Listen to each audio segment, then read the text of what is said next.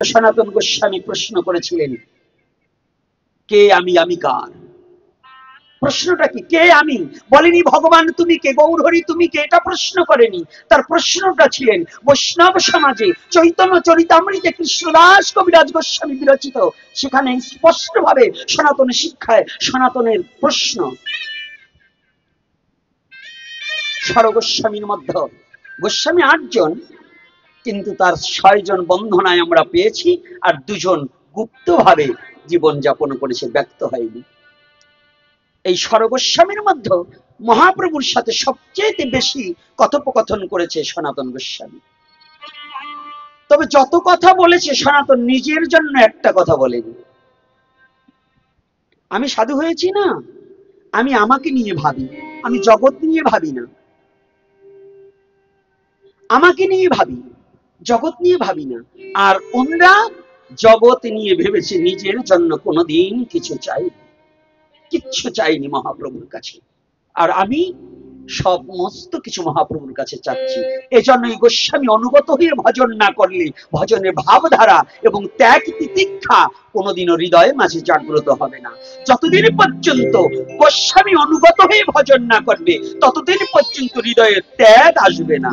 আর যতদিন পর্যন্ত, যখনই তোমার হৃদয়ের মাঝে গোস্বামী অনুগত হয়ে ভজনের লালসা জাগ্রত হবে, তখনই হৃদয় থেকে কামনা বাসনা, সমস্ত দুর্বাসনা দূরে গিয়ে শুদ্ধ প্রেমের উদয় হয়ে যাবে। সনাতন জিজ্ঞাসা করলেন, কে আমি, আমি কার? এটাই তো জিজ্ঞাসা করেছে। প্রথম জিজ্ঞাসা করলেন, কে আমি? বলেনি প্রভু তুমি কে। আমরা তো একজনকে জিজ্ঞাসা করি, না চিনলে কি বলি? তুমি কে গো? বাড়ি কোথায়? ঘর কোথায়? আচ্ছা, সারা জীবন পরকে জিজ্ঞাসা করেছি, একদিন কি জীবনে আমাকে জিজ্ঞাসা করেছি আমি কে? একদিন কি জীবনে আমি জিজ্ঞাসা করেছি আমি কে? আমি কোথা থেকে এসেছি? আমার জীবনে আমার এই রঙ্গমঞ্চ শেষ হলে আমার কোথায় চলে যেতে হবে? সারা জীবন পথিককে জিজ্ঞাসা করেছি, হে পথিক তুমি কোথা হতে এলে?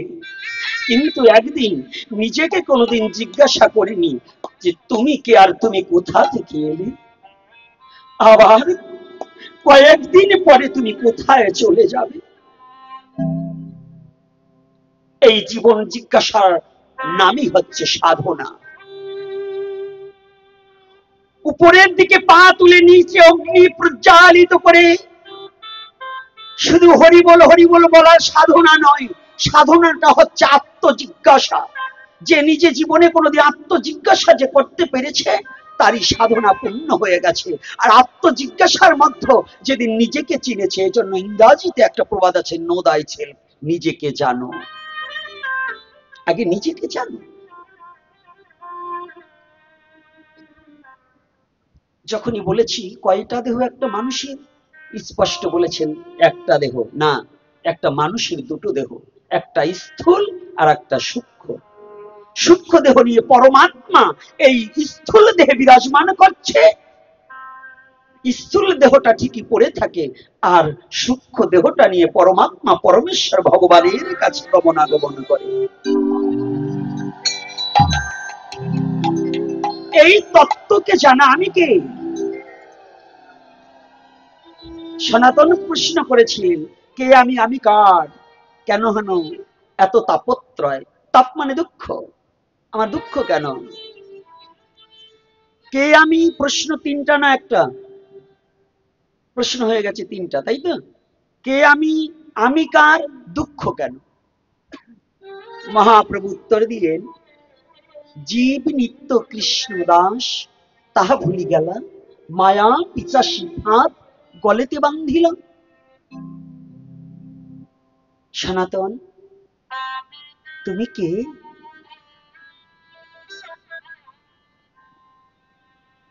হ্যাঁ প্রভু, আমি হোসেন সাহেব রাজ দরবার হইতে যেদিন হতে দয়াল নিত্যানন্দের বদন হইতে মধুমাখা কৃষ্ণ নাম শ্রবণ করেছিলাম, তাতেও আমার মন ওই নামে ডুবেনি। যেদিন আমার ভ্রাতা রূপ পত্র লেখে যেদিন আমাকে পাঠিয়েছিল, ওই পত্রের প্রতিটা অক্ষর আমার হৃদয়টাকে ছিদ্র করে দিয়েছে। সেদিন হইতে আমাকে চিনবার নিমিত্তে আমি এসে তোমার চরণ প্রান্তে উপনীত হয়েছি। দয়াময়, ও দয়াময়, তুমি একটিবার বলে দাও আমি কে।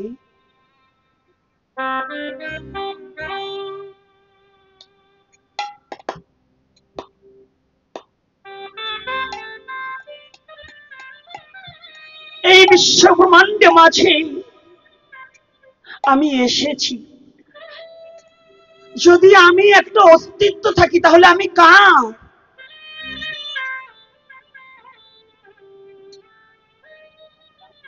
বিশ্ব জগতে বাবা বলছে ও আমার ছেলে, মা বলছে আমার ছেলে, ভাই বলছে আমার ভাই, পুত্র বলছে আমার বাবা, স্ত্রী বলছে আমার স্বামী, বন্ধু বলছে আমার বন্ধু। তুমি একটিবার বলে দাও আমি কার। কত সূক্ষ্ম কথা, কত অনুভূতির কথা, কত আত্মজিজ্ঞাসার কথা। তুমি একটিবার আমাকে বলে দাও আমি কার আর আমি কে।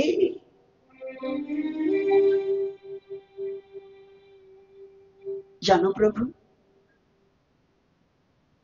ওই হোসেন সাহেব রাজ প্রাসাদে রাজ দরবারে মন্ত্রিত্ব করেছি, কিন্তু কোনদিন এই জিজ্ঞাসাটা করার মতো কাউকে আমি পাইনি। আজ আমি তোমার চরণ প্রান্তে আসার সাথে সাথে আমি বহুদিন হইতে চিতে বাসনা করেছি, আমি একটি মাত্র জিজ্ঞাসা তোমার কাছে করিব, এ জগতে আমি কে আর আমি কার। তুমি আমাকে একটিবার প্রাণ খুলে বলে দাও।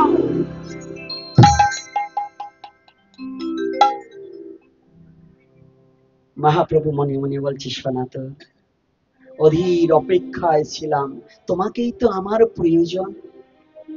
অধীর অপেক্ষায় ছিলাম কবে তুমি আসবে। তোমার এই আত্মজিজ্ঞাসার মধ্য দিয়ে অনন্ত কোটি জীব জেনে যাক যে জগৎ জীবের সাথে আমার সাথে সম্বন্ধটা কি।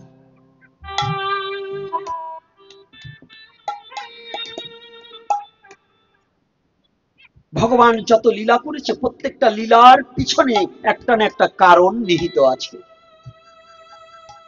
ভগবানের লীলা কোনো সাধারণ নয়।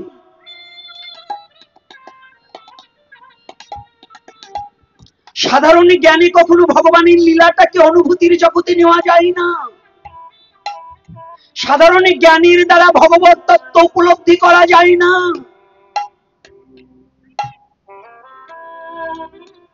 প্রাকৃতিক জগতের স্কুল কলেজ ভার্সিটির শিক্ষাগত যোগ্যতা থাকলেই ভগবত তত্ত্ব উপলব্ধি করা যায় না।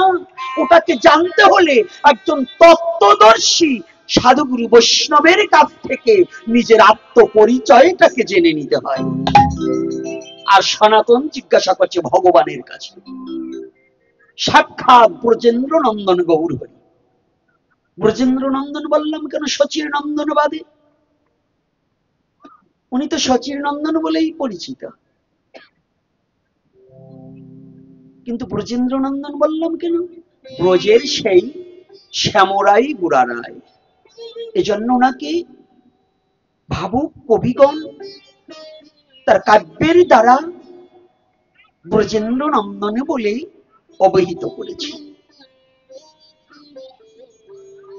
সনাতন যখনই জিজ্ঞাসা করেছে আমি কি, মহাপ্রভু তিনটা প্রশ্নের উত্তর এক সাথে দিয়ে, তিনটা প্রশ্নের উত্তর একসাথে দিলে। আজকে জানেন আজও অবধি সনাতন আর গৌরহরির কথোপকথন চলে। আদ্যাবধি সেই লীলা করে গোড়ারায়, কোন কোন ভাগ্যবান তাহা দেখিবারে পায়। যদি কেউ বলে ভগবানের লীলা ওই যে এত হাজার বছর আগে হয়েছিল, এত শত বছর আগে হয়েছিল, এখন আর সেগুলো হয় না, ওটা বোকার স্বর্গে বসবাস করছে। ওরা এখনো জানে না যে ভগবানের অনন্ত লীলা অনন্তকাল চলবে, লীলা কোনোদিন বন্ধ থাকবে না। ওরা জানে না। আজকে দুটো ছেলে আসছে অনেক দূরে থেকে, ইয়াং জেনারেশন, দুটো ছেলে, চন্দনকুড়ি নাম। ছেলেটা দূরে দাঁড়িয়ে শুধু মৃদু মৃদু করে হাসছে, আমার চোখ পড়ে গেছে।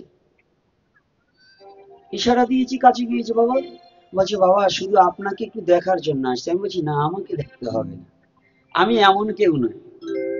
তাহলে বুঝুন ওদের কতটা জীবন জিজ্ঞাসার জন্য আজকে ইয়াং জেনারেশন ছেলে ওরা আপনাদের এই 52 বাজারে ছুটে এসেছে। তাহলে নিশ্চয়ই ওদের মধ্যে একটা কাজ করেছে। কি কাজ করেছে? যে আমার ওখানে গিয়ে হরিকথা আস্বাদন করার লালসে আমি যাব। তো যখন লালসা জেগেছে, এই লালসা তো সবার চিত্তে উদ্ভাসিত হয় না। হরি প্রেম রসান্নবে ডুবার লালসা সবার চিত্তে হয় না। ভ্রমিতে ভ্রমিতে কোন ভাগ্যবান জীব গুরু কৃষ্ণ প্রসাদে পায় ভক্তি লতা বীর। সাধু সঙ্গ করিতে করিতে যদি কোনো বৈষ্ণবের কৃপা কারো প্রতি বর্ষিত হয়ে যায়, তবে তার এই পিপাসা সৃষ্টি হয়। আর এই পিপাসা না হলে কোনোদিন ভগবত কৃপা হয় না।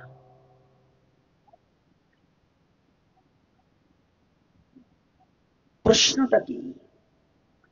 তিনটা প্রশ্নের একসাথে উত্তর দিচ্ছে মহাপ্রভু। সনাতন, তুমি কে? মহাপ্রভু বলছে, তাহলে শোনো, জীব নিত্য কৃষ্ণ দাস। দুটো প্রশ্নের উত্তরেই এক কথায় হয়ে গেছে। প্রথমটা বলছে, তুমি জীব। সনাতন, তুমি কে? তুমি জীব। তুমি কার জানো? এ বিশ্ব জগতে তুমি আর কারো নয়। এই অনন্ত কোটি ব্রহ্মাণ্ডে এখানে নিজে সাক্ষাৎ ভগবান হয়ে আবার বলছে তুমি কৃষ্ণের জীব নিত্য। কৃষ্ণরাজ বললেন কেন? গৌরাঙ্গ মহাপ্রভু ভগবানের রূপে আসেনি, তিনি ভগবান হয়েও ভগবানত্ব ঢাকা রেখে নিজেই ভগবত ভক্ত হয়ে বিশ্ব জগতে প্রকাশ পেলেন। নিজে ভক্ত রূপ ভাবাপন্ন হয়ে এসেছে। গৌরকে চিনা বড় কষ্ট গো। ও লুকিয়ে এসেছে, ও ধরা দিতে চায় নাই। কিন্তু ঠিক রসিক ভক্ত যারা যারা পৃথিবীতে, জানো তো, যারা সুরসিক ভক্ত তারা ভগবানকে ঠিক চিনে নিতে পারে। তারা ভগবানকে ঠিক চিনে নিতে পারে। স্বর্ণকার যেমন কোষ্ঠী পাথর দ্বারা স্বর্ণটাকে ঠিক চেক করে নিতে পারে, ভক্ত যারা তারা কোনজন ভগবান ঠিক ভগবানকে ভক্ত চিনে নিতে পারে। কি করে চিনে নিতে পারে? রায় রামানন্দ চিনে নিয়েছিল। রায় রামানন্দ গোদাবরীর তীরে যেদিন স্নান করতে এসেছিল, মাদল বাজাতে বাজাতে মহাপ্রভু নবীন বয়স, মুড়িয়া চাচর কেশ, হয়ে কাঙালের বেশ, কখনো বলে হরি হরি, ধুলায় যায়নি গড়াগড়ি। মহাপ্রভু ভক্তের চরণ ধরি বলছে, তোরা একবার বল হরি হরি। এমতি অবস্থায় এই ভাবাবেশে গৌর হরি এসে গোদাবরীর অপর পারে এসে দাঁড়িয়ে গেলে। গৌর হরি ঠিক রায় রামানন্দকে চিনে নিলেন। একে ব্রজের সেই বিশাখা সখী। গৌর হরি চিনেছে, সে তো চিনবেই, কিন্তু রামানন্দ গৌরকে চিনতে পারেনি। ওই যে অঙ্গ ঢেকে এসেছে, তো মীমাংসাটা দেব, কিন্তু এই কথাটা স্মরণে পড়েছে, না বললে আনন্দ আমার আসছে না, আমার খুব কষ্ট হচ্ছে। গৌর হরি রামানন্দের বদন পানে তাকিয়ে আছে। আহা, তোমাকে বড় চেনা মনে হচ্ছে, দূর হতে তাকিয়ে আছে। রায় রামানন্দ যখন স্নান করবে, হঠাৎ করে তাকিয়ে দেখতে পায় অপর পারে বৃক্ষের নিচে বসে যেন গগনের চাঁদকে হার মানিয়েছে, গগনের সূর্যটাকে হার মানিয়ে যেন দুটো সূর্য উদয় হয়েছে, একটা গগনে আর একটা গোদাবরীর তীরে।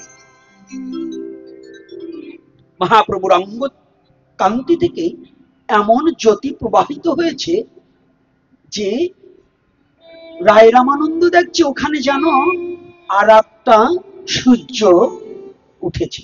আবার ভাবছি ব্যাপার কি গো, একে গগনের সূর্যের চেয়ে তো হ্যাঁ ওখানে যে সূর্য আছে সেই সূর্যের জ্যোতি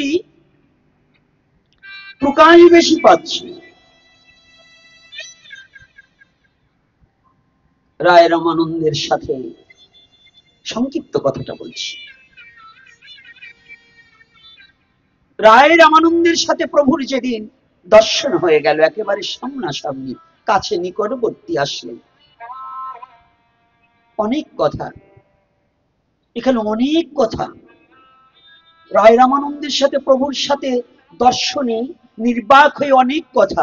সেদিন মহাপ্রভু এমন বয়সী ছিলেন আর এমন রূপের মাধুরিমায়, এমন যেন সে রাতের অন্ধকার অমানিসায় হেঁটে গেলেও যেন অন্ধকার দূরীভূত হয়ে গিয়ে যেন তার দিব্য অঙ্গ কান্তির ছটায় যেন সেই অমানিসা দূরীভূত হয়ে গিয়ে দিব্য ছাড়ে দিব্য পরিষ্কার হয়ে যেত জ্যোতিতে।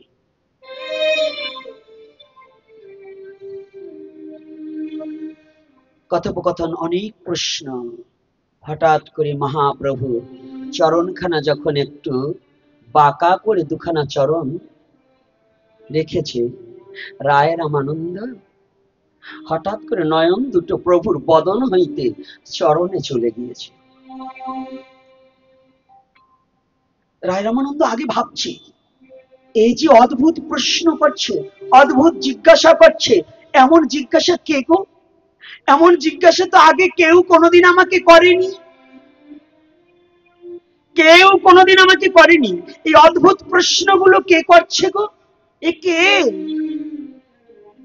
হঠাৎ করে যখন এই চরণ প্রান্তে তাকিয়েছে, সেই ভগবানের পদচিহ্নগুলো রায় রামানন্দের নয়নে পড়েছে। রায় রামানন্দ সেদিন বলেছিলেন, কিছু সময় পরে বিগলিত ধারায় নয়নের অশ্রু ধারায় বক্ষ প্লাবিত হচ্ছে। প্রভু বলছি, রায় তুমি কাঁদছো কেন?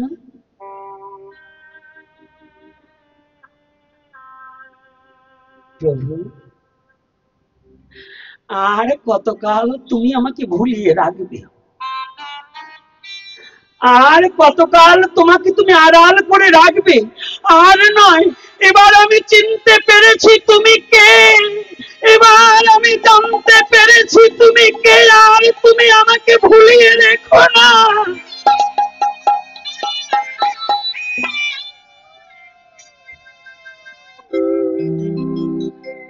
জানো প্রভু,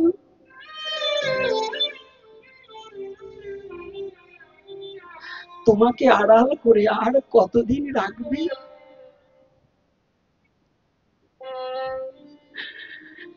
তুমি বিশ্ব জগতে সব লুকাতে পারো প্রভু, কিন্তু জানো তোমার ভক্তের জন্য তুমি একটা জিনিস কোনোদিন লুকাতে পারো না।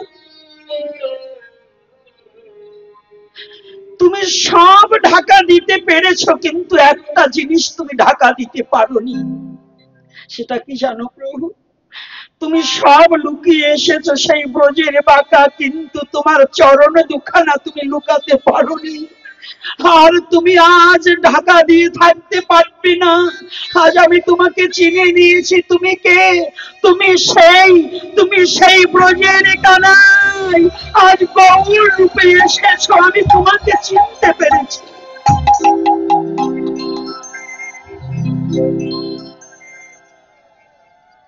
তুমি সব লুকাতে পারো, কিন্তু এই চরণ দুখানা তো তোমার নই, জানুন তো?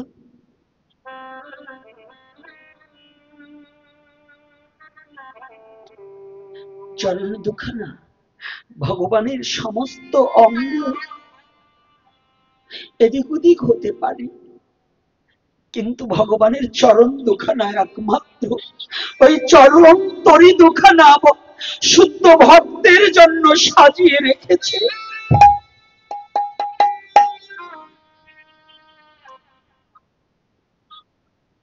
তাহলে ভগবানকে ভক্ত চেনা যায় মরণে, আর ভগবানকে চেনা যায় চরণে। ভক্ত চিনতে পারে ভগবানকে, অভক্ত জনা কোনোদিন ভগবানকে চিনতে পারে না। সনাতন বলছে, প্রভু আমি সেদিন হতেই তোমার চরণ প্রান্তে এসে ভেবেছিলাম আমার জীবন জিজ্ঞাসাটা তোমাকে করব। আমার জীবন জিজ্ঞাসাটা আমি তোমাকে করব। আমার জীবন জিজ্ঞাসাটা আমি কে? মহাপ্রভু বলছে তুমি জীব। তাহলে আমি কার? সনাতন। এ বিশ্ব জগতে তুমি একমাত্র কার জানো? তুমি আর কারো নয়, তুমি একমাত্র কৃষ্ণের। তুমি একমাত্র কৃষ্ণের। প্রভু, তা আমি যদি কৃষ্ণের হই, আমার দুঃখ কেন? ও, তোমার দুঃখ কেন? তোমার এই কারণে দুঃখ হয়েছে, তুমি যে সনাতন, তোমার দুঃখের কারণে তুমি যে কৃষ্ণকে ভুলে গিয়েছ। ভুলে গিয়েছ তুমি, অহংকার অভিমানে নিজেকে বড় করে সাজিয়েছ। সাজিয়েছ তাই তুমি কৃষ্ণকে ভুলে গিয়েছ। ভুলে গিয়েছ। এই জগতে যারা কৃষ্ণ ভুলে অনাদি বহির্মুখ, অতএব মায়া তারে দেয় সংসার দুঃখ। সংসার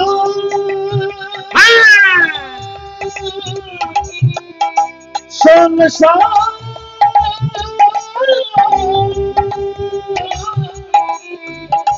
সংসার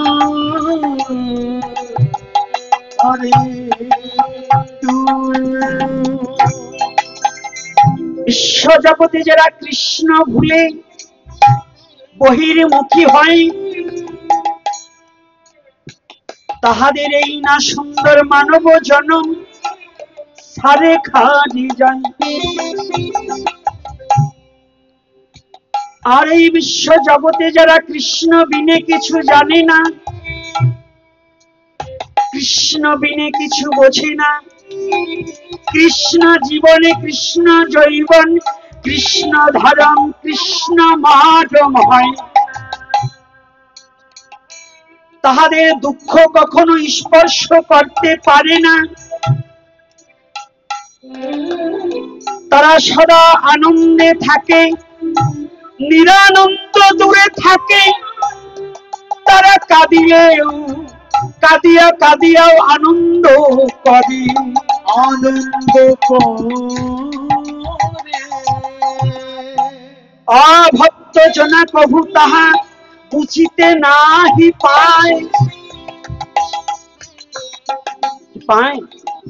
অভক্ত বুঝতে পারবে কাঁদলে আনন্দ হয়? এটা বুঝতে পারবে গো? বুঝতে পারবে না।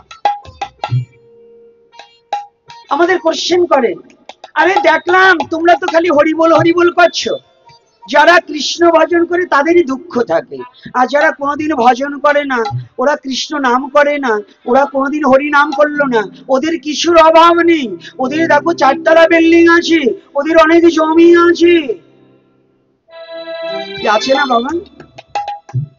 আর তোমরা কৃষ্ণ ভজন করো, আমরা স্বভাবত জানি যারা কৃষ্ণ ভজন করে তাদের একটু দুঃখে জীবন যায়, তাই তো মা? ও মা, বাবা, যারা কৃষ্ণ ভজন করে তাদের তো দুঃখ হয় বেশি, তাই তো? মিথ্যা কথা, কোন লম্পট বলেছে যারা কৃষ্ণ ভজন করে তাদের দুঃখ? যারা জোচ্চোর, যারা মিথ্যাবাদী, তারা একমাত্র বলে যারা কৃষ্ণ ভজন করে তাদের দুঃখ। আজ বলে দিচ্ছি, যারা কৃষ্ণ ভজন করে তাদের জীবনে কোনোদিন দুঃখ আসে না, তাদের সুখেই থাকে, তারা কোনোদিন দুঃখ পায় না। যারা কৃষ্ণ ভজন করে তাদের দুঃখই থাকে না। কেন? দুঃখটা তো গোবিন্দ চরণে নিবেদন করে দিয়েছে। রাধে রাধে। দুঃখটাকে যদি, আপনার বাড়ির সুন্দর একটা গাভী আছে, ওটাকে যদি ব্রাহ্মণ মশাইকে দান করে দেন, এই যে ব্রাহ্মণ মশাই আছে, হ্যাঁ, ব্রাহ্মণ মশাইকে যদি এই গাভীটাকে দান করে দেন, আচ্ছা দান করে দেওয়ার পরে বলুন তো, এই গাভীটার 35 কিলো দুধ হোক আর 60 কিলো দুধ হোক, আপনার কোন অধিকার আছে? কি কথা বলবেন? আপনার এটার প্রতি আর কোনো আবদার থাকবে? কথা বলছেন না কেন? দান করা গাভীর প্রতি আর কোনো আবদার থাকে না। আর ওই গাভীতে সে আপনার খড়কুটো আর খাবে না। খাবে? ফলভুষি খাবে? খাবে না। তো তদ্রূপ শুদ্ধ কৃষ্ণ ভক্ত যারা দুঃখটাকে গোবিন্দের চরণে দিয়ে দিল, তো যখন দুঃখটাকে দিয়ে দিল, তারা আর দুঃখ ভোগ করে না। তারা কি করে? নরোত্তম দাস ঠাকুর বলছেন, তারা দুঃখে থাকে সুখে থাকে সদা হরি বলে ডাকে। দুঃখে থাকে সুখে থাকে গৌর হরি বল, গৌর হরি বল। তারা দুঃখে থাকে সুখে থাকে সদা হরি বলে ডাকে। দুঃখে থাকে সুখে থাকে সদা হরি বলে ডাকে। তারা গৃহে থাকে বনে থাকে সদা হরি বলে ডাকে। বাবা গৌর হরি বল। সদা হরি বলে ডাকে। সুখ দিনে দুঃখ থাকে না, হায় রে সুখ দিনে দুঃখ থাকে না।